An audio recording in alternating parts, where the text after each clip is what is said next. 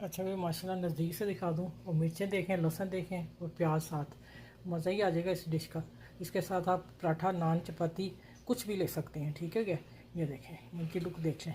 और रायता जो है वो बेहतरीन है, नमक डाला मैंने, वो मिक्स कर दिया। चलें, आपने इस वीडियो को मेरे को लाइक शेयर सब्सक्राइब करना है सबके साथ, और यूट्यूब पे और फॉलो करना है और रीपोस्ट करना है टिकटॉक पे। ठीक हो गया? और जो मेरे टिकटॉक पे बहन भाई बेटियाँ बेटे सब जो कर रहे हैं, वो उनका सबका शुक्रिया। और इसी तरह सब मेरे साथ जुड़े रहो, आपको मेरे चैनल पे अच्छी अच्छी रेसिपी मिलती रहेंगी इंशाल्लाह ताला। आप ये एक दफ़ा बना के खा लोगे, आपका जायका मुँह का चेंज ही हो जाएगा, कहेंगे होटल से अच्छे हैं ये वाले। ठीक है? तो इंशाल्लाह अल्लाह ताला ने इतना हाथ में भी जायका दिया हुआ है, अल्लाह का शुक्र है बहुत बहुत ज़्यादा। तो चलें फिर नेक्स्ट वीडियो मिलूँगी। अपना बहुत सा ख्याल रखिएगा। अल्लाह हाफिज़।